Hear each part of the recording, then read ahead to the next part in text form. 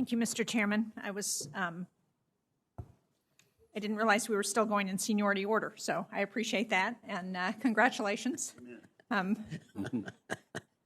Lieutenant. You have a cheering from the upper deck. Yes. Well, General Kurilla, thank you for being here. Congratulations to you and your family on your nomination. We very much appreciate your willingness to serve.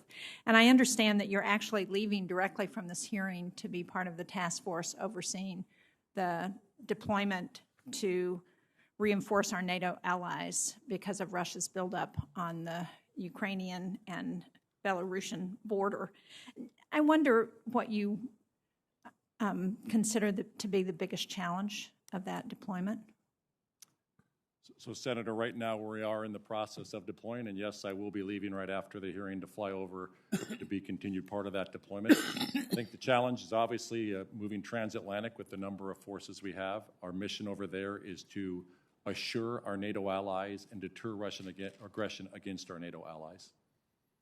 And to what extent do you think Putin is hoping for an incident along the border to give him an excuse to go into Ukraine?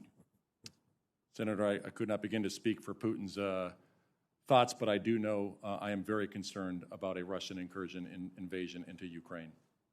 Thank you. I want to switch to what will be part of your AOR as CENTCOM commander.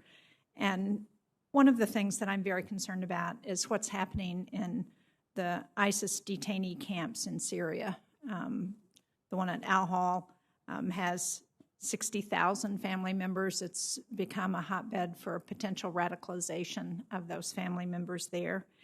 Can you talk about what the strategy ought to be to address those detainee camps? And I know because you've worked with the SDF that they have stated that they're not able to assume long-term responsibility for those detainees in those camps. So what should we be doing to address that?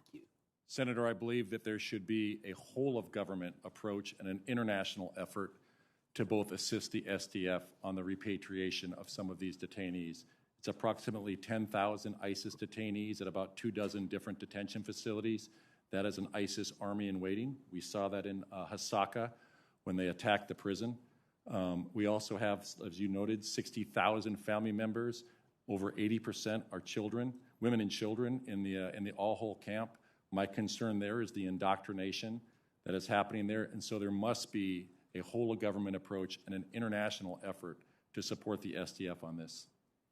And this committee actually, as part of the Defense Authorization Bill last year, passed a requirement to establish a detainee coordinator to help address how we respond in those camps and how we repatriate some of the detainees.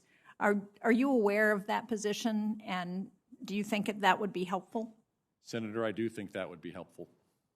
Thank you. Hopefully someone is listening to your testimony.